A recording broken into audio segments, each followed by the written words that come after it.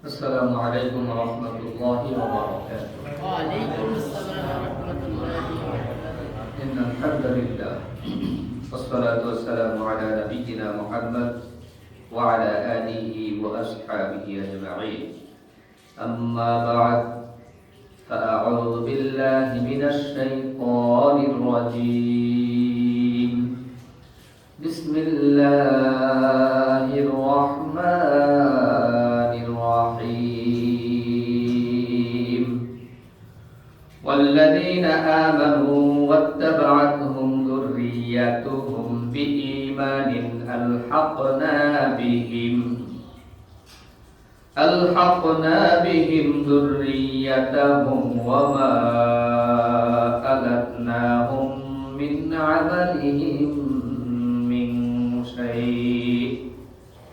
صدق الله مولانا العظيم.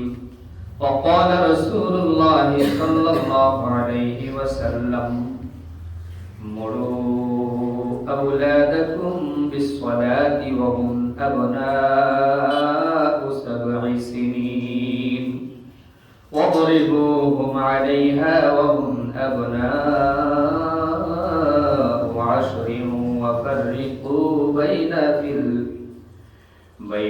في المضاجع أو كما قال عليه الصلاة والسلام. সকলেই মেহেরবানি করে দুরূদ ইব্রাহিম পড়ি। আল্লাহুম্মা সাল্লি আলা মুহাম্মাদিন ওয়া আলা আলি মুহাম্মাদ কামা সাল্লাইতা আলা ইব্রাহিম ওয়া আলা আলি ইব্রাহিম ইন্নাকা হামিদুম মাজিদ। اللهم بارك على محمد وعلى آل محمد كما باركت على إبراهيم وعلى آل إبراهيم إنك حميد مجيد. الحمد لله.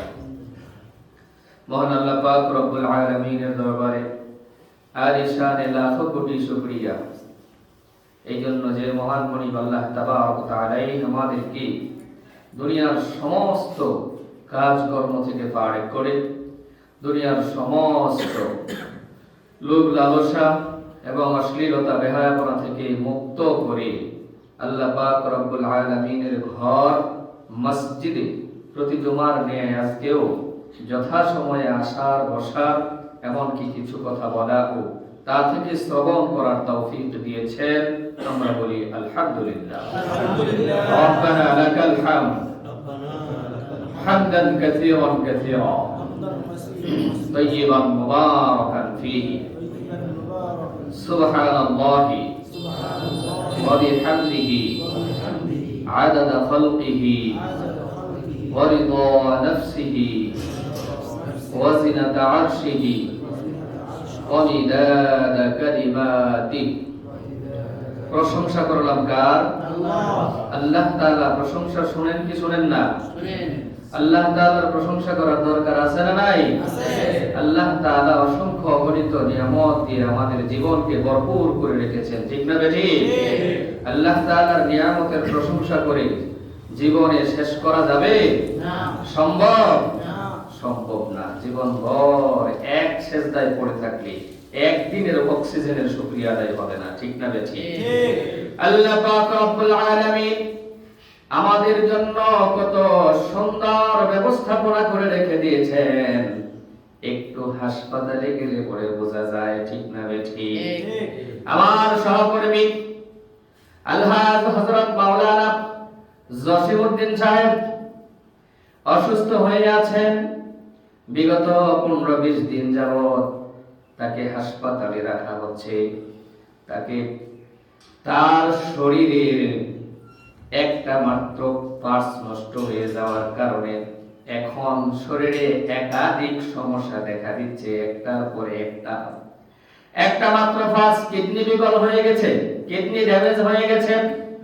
এই কিডনি ড্যামেজ হওয়ার কারণে তার শরীরের রক্ত সঞ্চালন বন্ধ, এটাকে কৃত্রিম ভাবে করানো লাগছে, যেটাকে আমরা বলি ডায়ালাইসিস।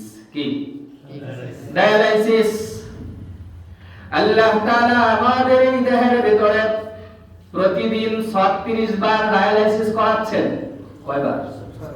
প্রতিদিন 36 বার ডায়ালাইসিস করছে। আল্লাহু আকবার। জোরে বলেন লিল্লাহি তাকবীর। আল্লাহ তাআলা আমার আপনার বডির মধ্যে প্রাকৃতিক উপায়ে 36 বার ডায়ালাইসিস করাচ্ছে, কিন্তু একটা মুহূর্তের জন্য আমার আপনার কোনো খবর নাই। খবর হয়? অসহ্য লাগে?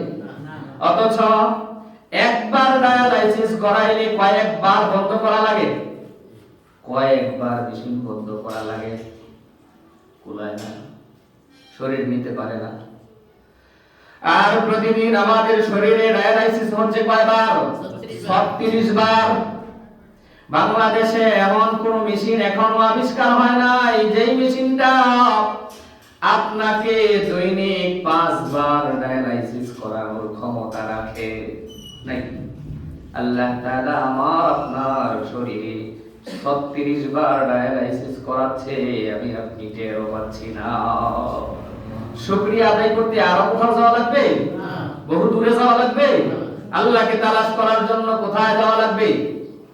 আল্লাহকে তালাশ করার জন্য বহু দূরে যাওয়ার প্রয়োজন নাই। নিজের দিকে তাকান। আমি যদি আমার বডির দিকে মাথা থেকে পা পর্যন্ত তাকাই, তাইলেই আল্লাহকে চেনা সম্ভব। ঠিক না ঠিক? দেখেন আল্লাহ তাআলা কত সুন্দর অবয়ব দিয়ে আমাকে বানিয়েছেন, আপনাকে বানিয়েছেন। কত সুন্দর অবয়ব দিয়েছেন আল্লাহ তাআলা। একাধিকবার কসম করে আল্লাহ বলেন, বান্দা তোমাকে উত্তম আকৃতি দিয়ে বানাইছি। সুবহানাল্লাহ। ওয়াত-তিন ওয়াজ-যাইতুন ওয়া তুরি সিনিন ওয়া হাদাল বালাদিল আমিন। কয়টা কসম করেছে? 4টা। এরপরে আল্লাহ বলেন, লাকাদ খালাকনাল ইনসানা ফি আহসানি তাকওয়িম। আল্লাহু আকবার। আল্লাহ একাধিকবার কসম করে এরপরে আল্লাহ বলেন, বান্দা তোমারে উত্তম আকৃতি দিয়া বানাইছি। সুবহানাল্লাহ। এরপরে আর কোথায় যাওয়া লাগে? দেখেন কপালে হাত দেন, হাড় আছে না নাই? ডান দিকে হাত দেন, হাড় আছে না নাই? নিচে হাত দেন, হাড় আছে না নাই? বামে হাত দেন, হাড় আছে না নাই? মাঝখানে ছোট্ট একটা গর্ত রেখে আল্লাহ তাআলা আপনার আমার চক্ষু দুইটাকে সুন্দর করে সেট করে দিয়েছে। কত সুন্দর ব্যবস্থাপনা! হ্যাঁ, চতুর্দিক থেকে আল্লাহ তাআলা পরিবেষ্টন করে দিয়েছেন। এই জন্য এই ডাইনে থেকে, বামে থেকে, উপর থেকে, নিচে থেকে, যে কোনো দিক থেকে আক্রমণ আসলে আপনার চক্ষু যেন হেফাজতে থাকে। সুবহানাল্লাহ। আল্লাহ পাকের কুদরত দেখছেন? আপনি আমি আল্লাহকে খুঁজে পাই না। আল্লাহর শুকরিয়া আদায় করার কোন সিস্টেমটিও জানি না। আল্লাহ আমাদেরকে সারাই বুঝদান করো। জোরে বলেন আমিন। প্রশংসা করব কার? দরকার আছে না নাই? সব সময় আল্লাহ তাআলার প্রশংসায় নিয়মিত করলে আল্লাহর নিয়ামতের শুকরিয়া আদায় করে শেষ করা সম্ভব হবে না। আল্লাহ তাআলা আমাদেরকে সব সময় আল্লাহ পাক রব্বুল আলামিনের প্রশংসা আদায় করার তৌফিক দান করুন। জোরে বলেন আমিন। কেমনে? আল্লাহ সিস্টেমটি দিয়েছেন ওইভাবে যেন করতে পারি। ঠিক না ভাই?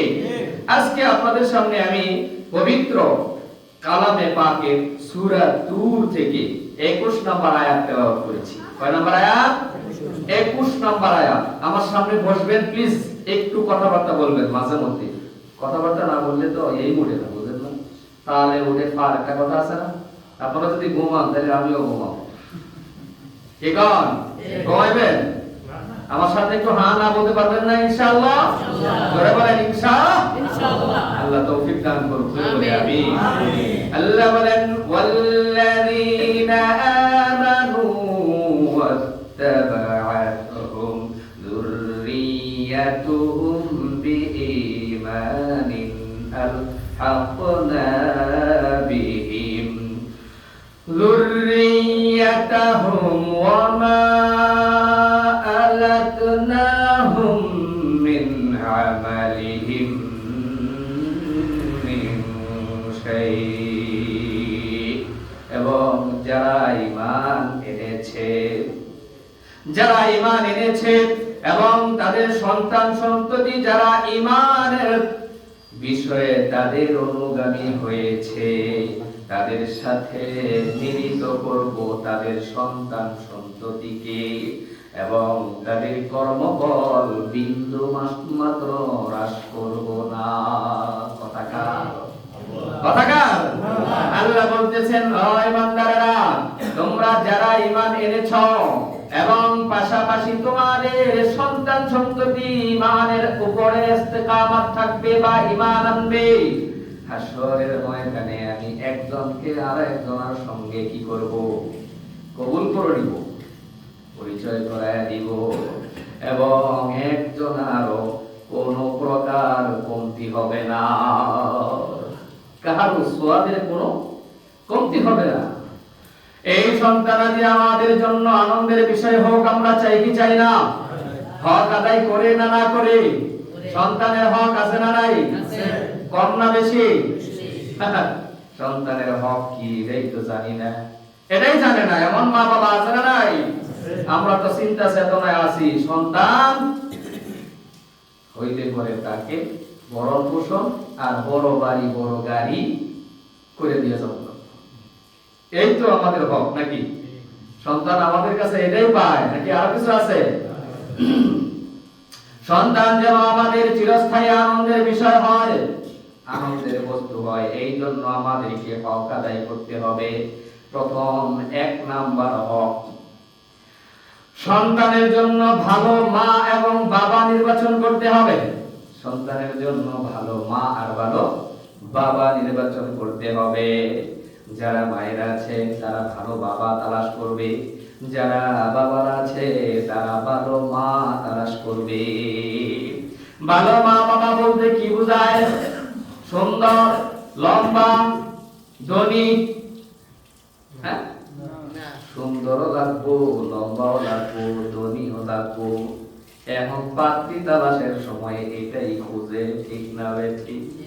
অথচ আল্লাহর রাসূল বলেছেন, হ্যাঁ সুন্দর খুঁজবা, ধনী খুঁজবা, এরপরে সর্বাগ্রে যেটাকে প্রাধান্য দিবা সেটা হতে হবে উভয় পরিবার ধার্মিক হতে হবে।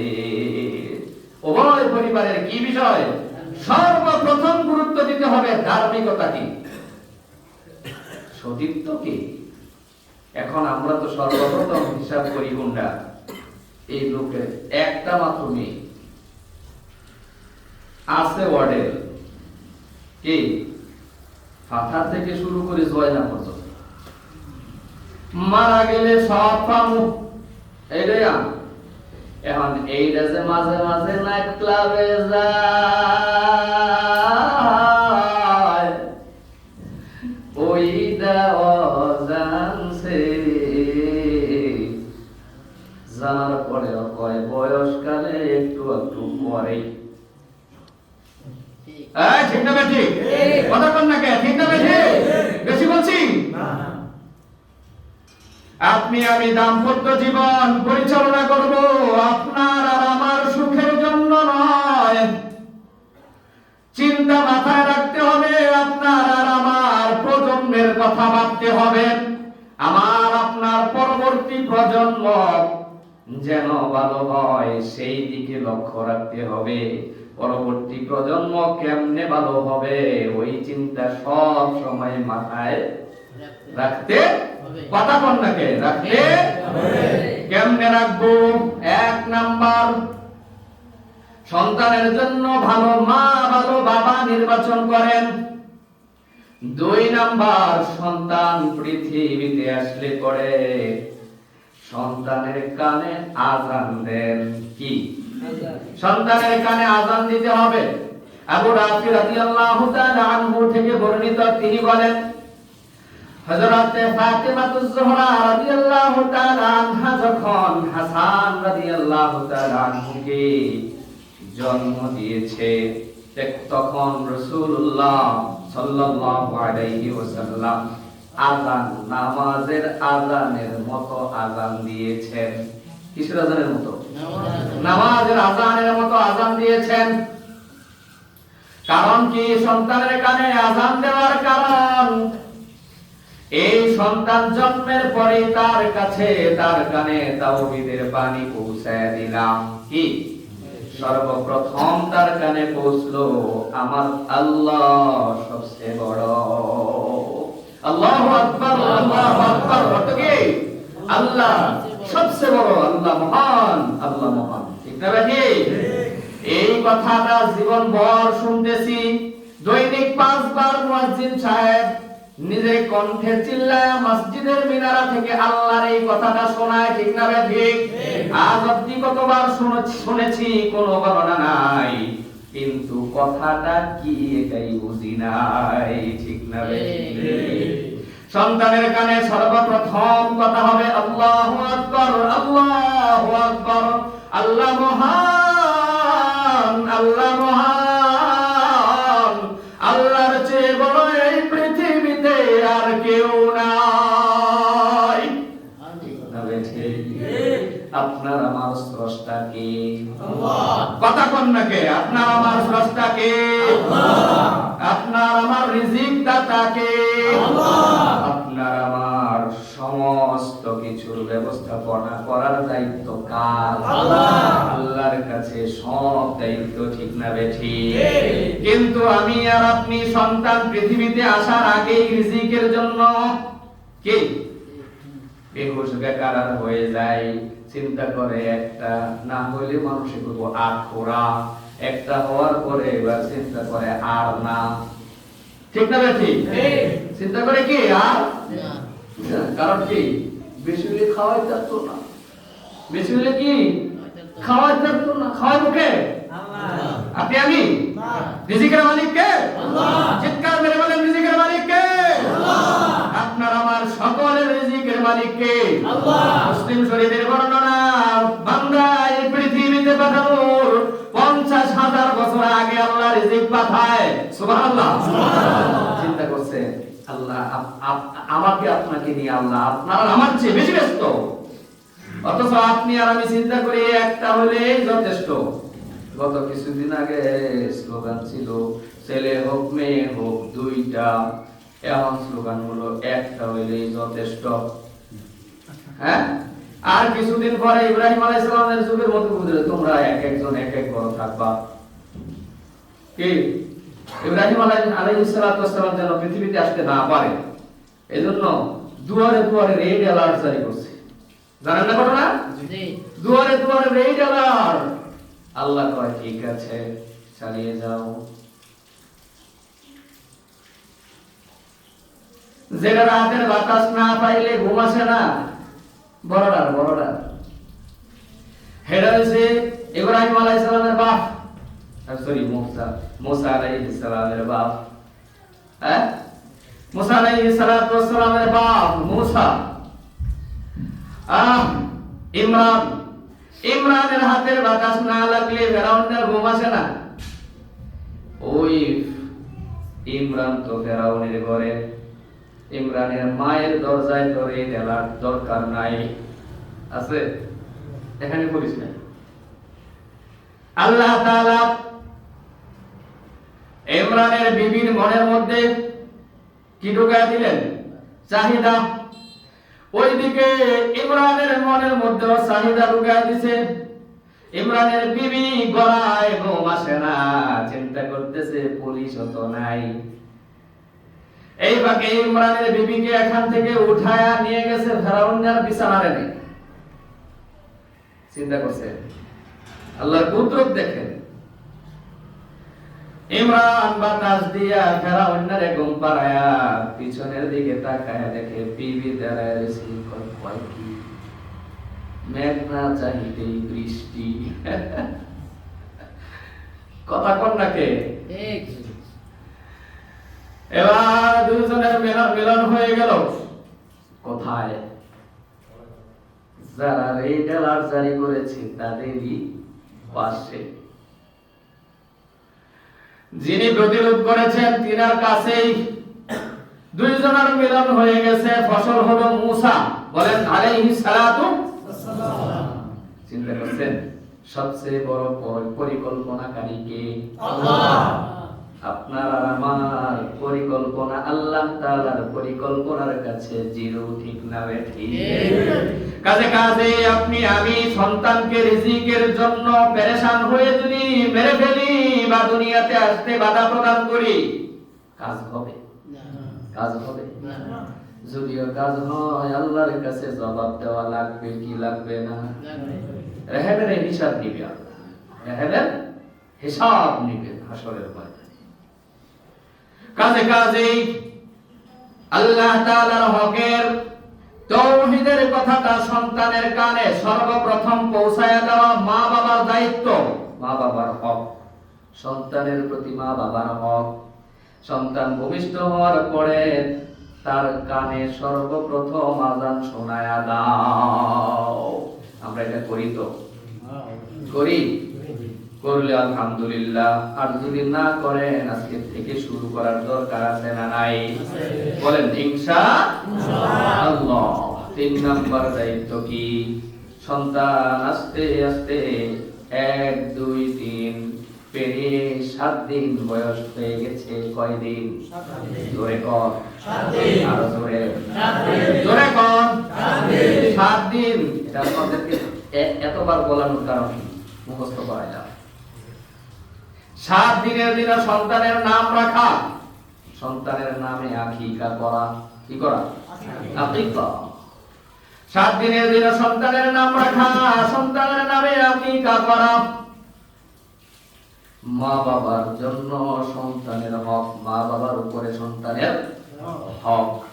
এই আকিকা নামক বিধানটা আমরা মানি, কিন্তু 7 দিনের দিনে দেওয়া সুন্নাহ এটা আর মানি না, ঠিক না বেঠিক? 7 দিনের দিনও মানা খবর নেই। বড় হয়ে গেছে গা, সন্তানের বিয়ে শাদী করা গেছে, নাতিও হয়ে গেছে গা, এখন কয় হুজুর আকিকা তো দেওয়ার দরকার। এখানে আবার একটু কথা কই শুনেন। আকিকা কি? হক। দিলে আলহামদুলিল্লাহ, দিতে পারছেন না আলহামদুলিল্লাহ। ঠিক আছে?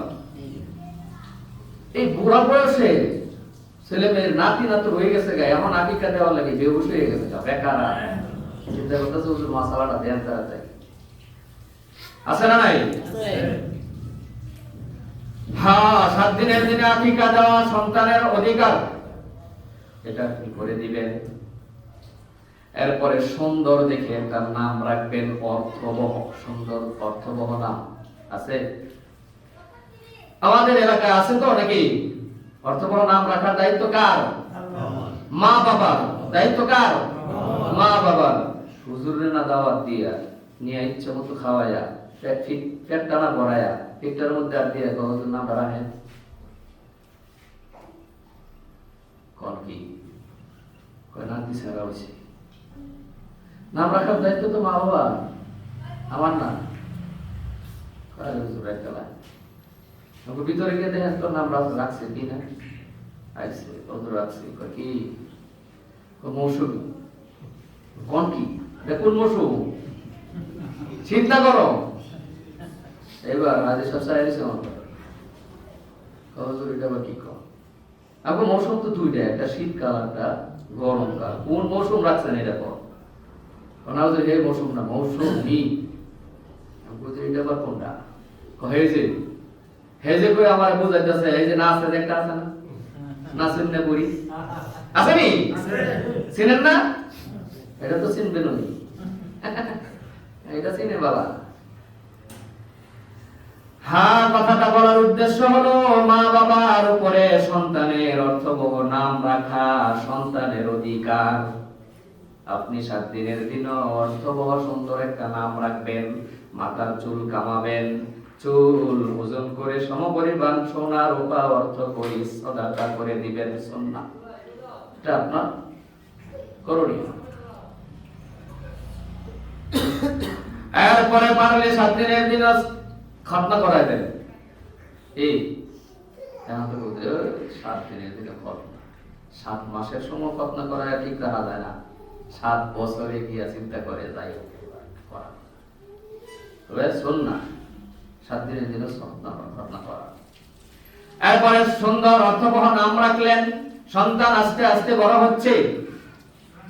এবার সন্তান যখন কথা বলা শিখেছে, আপনি তাকে কথা শিখান। আপনি তার সামনে তালকিন দেন, বলো বাবা লা ইলাহা ইল্লাল্লাহ, নেই কোনো মাবুদ আল্লাহ ছাড়া। যেই না সন্তান কথা বলা শিখেছে, আপনি তার মুখ থেকে বের করেছেন নেই কোনো মাবুদ আল্লাহ ছাড়া। এই সন্তানটা যখন বড় হবে, তার দিমাগে এই কথাটা কাজ করবে। ছোট সময় শুনেছিলাম, মা বাবা আমাকে শিখিয়েছিল আল্লাহ ছাড়া কোনো মাবুদ নাই, আল্লাহ ছাড়া কোনো ইলাহ নাই। এই সন্তানটা এই পৃথিবীতে কোনো পরাশক্তির কাছে মাথা নত করবে না। কথা কন না, জোরে কন না।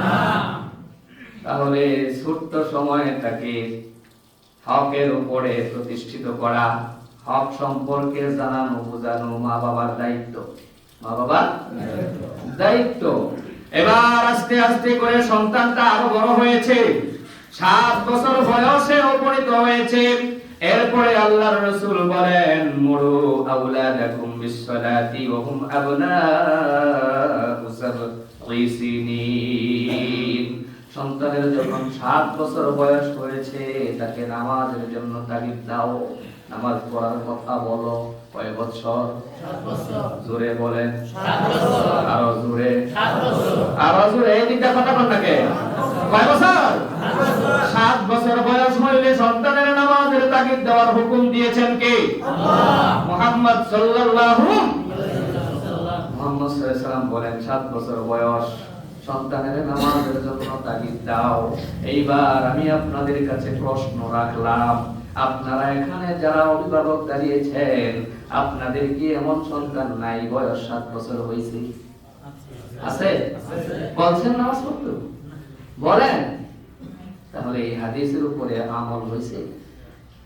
কথা কোন নাকি? হয়েছে? এরপরে অংশে আল্লাহর রাসূল বলেন, ওয়াদরিবুহুম আলাইহা ওয়া হুম আবনাউ আশরি ওয়া ফাররিকু বাইনা ফিল মাদাজি'i। যখন সন্তানের বয়স 10 বছর হয়, তখন নামাজ না পড়লে তাকে পিটাও। কি করো? কি করো? কি করো? পিটাও। কি করো? পিটাও। কথা কোন নাকি? পিটাও। 10 বছর বয়স হয়েছে, সন্তান নামাজ পড়ে না, কি করতে হবে?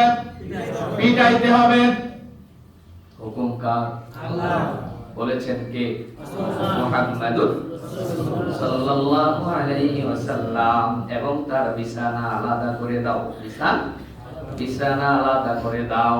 এইবার আপনাদের কাছে গভীর প্রশ্ন, বলেন তো 10 বছর বয়স হয়েছে সন্তানের, এমন সন্তান আপনাদের অনেকেরই আছে না? না আছে। মারছে? পিটাইছে? কথা কয় না। পিটাইছেন? তাহলে সন্তানের হক আপনার উপরে, আপনি হক আদায় করেন নাই। আপনি আদর্শ বাবা হইতে পেরেছেন? আপনি আদর্শ বাবা হইতে পারছেন? এবার মনে মনে চিন্তা করতেছেন, হুজুর আমগো আব্বা পিটাইছে না, আমিও এই কাম করতে পারতাম না। ঠিক আছে? ঠিক। সন্তানের পিটাইবো কি? হাতে নিজেই তো নামাজ পড়ে না। আছে না নাই? আছে।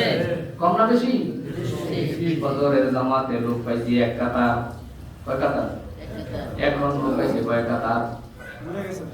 নিচতলা পড়ছে, বারান্দা পড়ছে, ছাদও উঠতেছে, সময় আছে আরো আইবো। ঠিক না বেটি? তাহলে ফজরের সময় যে আযান দিছে, জুমার সময় মুয়াজ্জিন এই আযান ওই দিছে। ঠিক না বেটি? তাহলে ফজরের আযানের গুরুত্ব আপনার কাছে নাই, জুমার আযানের গুরুত্ব এতটা কেমনে বাড়ছে? এত গুরুত্ব কেমনে হলো? পাঁচ ওয়াক্ত নামাজের আযানের গুরুত্ব যতটুকুন জুমার আযানের গুরুত্ব ততটুকুন, নাকি বেশি কম আছে? বেশি কম আছে? বেশি আর কম যদি না থাকে তাহলে পাঁচ ওয়াক্ত নামাজে লোক হয় 1.5 কাতার, 2 কাতার, বড়জোর 3 কাতার, এখন দিহি নিস্তালা বারান্দা আবার উপর তালা। এইটা কোন ইনসাফ?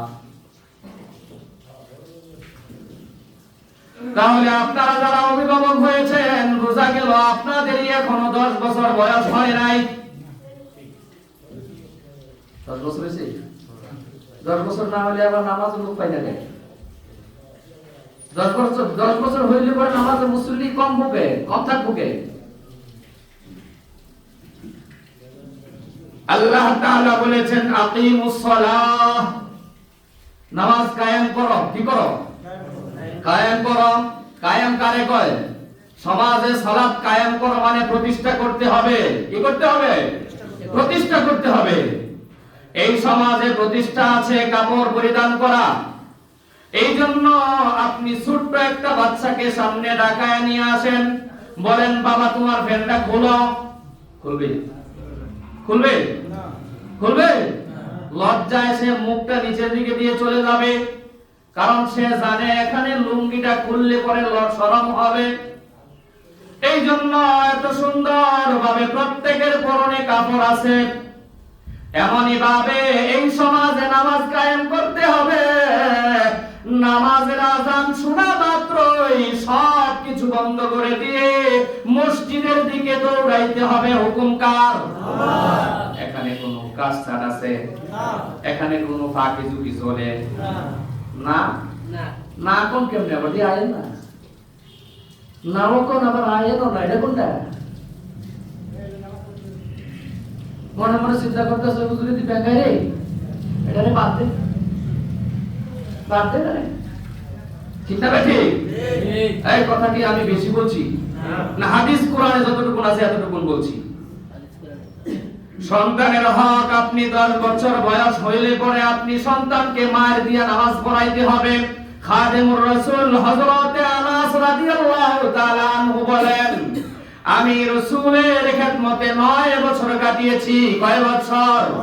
জোরে বলেন। 9 বছর। বাম দিকে, ডান দিকে, সবাই মিলে আল্লাহ আওয়াজ দিয়ে কই, বাড়েও না কমেও না। 9 বছর খিদমতের সুযোগ পেয়েছি।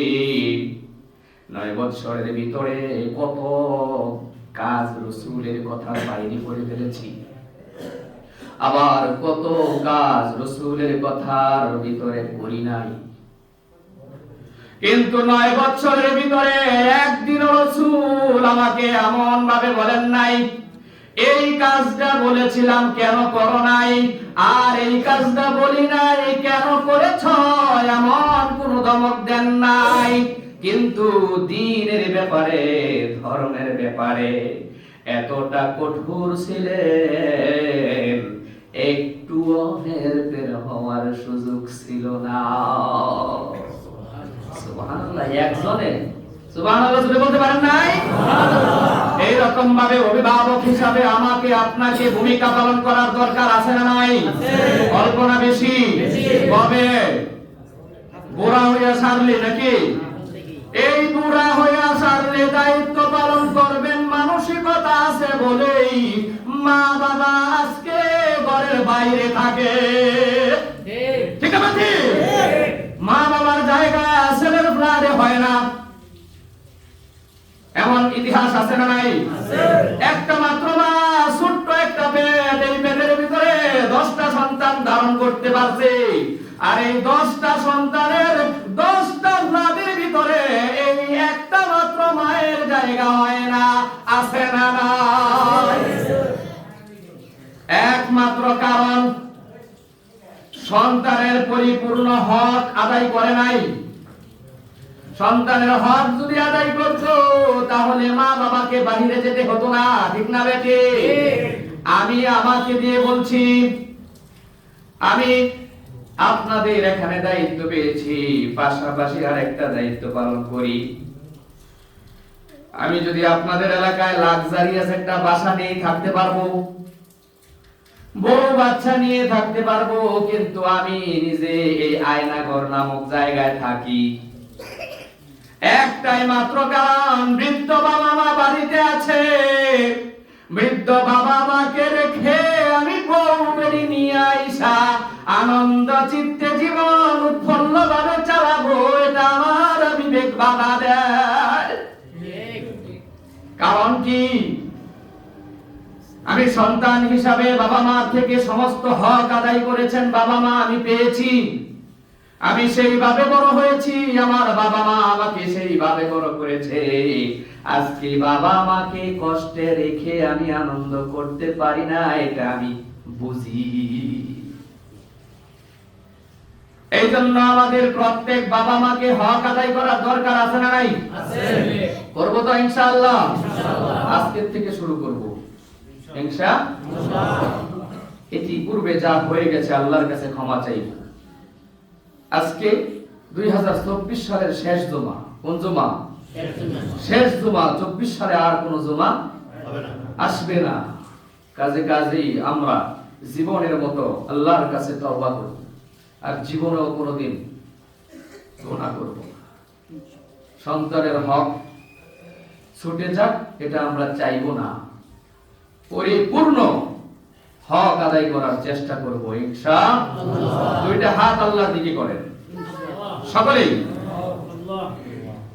পড়েন আল্লাহুম্মা আনতা রাব্বি লা ইলাহা ইল্লা আনতা খালাকতানি ওয়া আনা আবদুকা ওয়া আনা আলা আহদিকা ওয়া ওয়াদিকা মাস্তাতাতু আউযু বিকা মিন শাররি মা সানাতু আবুউ লাকা বিনি'মাতিকা আলাইয়া ওয়া আবুউ বি যামবি ফাগফিরলি ফাইন্নাহু লা ইয়াগফিরুয যুনুবা ইল্লা আনতা। কষ্ট দিলাম? আল্লাহর রাসূলের এই যে তওবাটা করেছি, আল্লাহর রাসূল কি বলেছেন শুনেন। আল্লাহর রাসূল বলেন, কেউ যদি সকালবেলা একবার সাইয়্যিদুল ইস্তিগফার পাঠ করে, সন্ধ্যার আগে আগে এই দিনের মধ্যে যদি সে মারা যায়, আল্লাহ তাআলা তাকে মাফ করে জান্নাত দিয়ে দিবেন। সুবহানাল্লাহ। আবার সন্ধ্যায় যদি কেউ একবার এই সাইয়্যিদুল ইস্তিগফার পাঠ করে, এই রাতের ভিতরে মারা গেলে আল্লাহ তাআলা তাকে মাফ করে জান্নাত দিয়ে দিবেন। সুবহানাল্লাহ। তাহলে এইটুকুন কষ্ট আমাদের জন্য বহুত কষ্ট হয়ে গেছে না? বড় কষ্ট হয়েছে না? ইনশাআল্লাহ আমাকে ক্ষমা সুন্দর দৃষ্টিতে দেখবেন তো? এই সাইয়্যিদুল ইস্তিগফার শিখব, সকাল বিকাল পড়ব। আমাদের নাজাতের দরকার আছে না নাই? আছে। ইনশাআল্লাহ আমরা আজকের থেকে 5 ওয়াক্ত নামাজি হয়ে যাব এবং জামাতের সহিত 5 ওয়াক্ত নামাজ পড়ার জন্য চেষ্টা করব। আমি দেখতে চাই আজকের পর থেকে আযান হবে, বাপ বেটা মিলে বন্ধুর মতো হাত ধরে ধরে মসজিদে চলে আসবেন ইনশাআল্লাহ। আল্লাহ তৌফিক দান করুক, জোরে বলেন আমিন। ওয়া মা আলাইনা ইল্লাল বালাগ। আসসালামু আলাইকুম ওয়া রাহমাতুল্লাহ। যারা সুন্নাত করে নাই সুন্নাত করে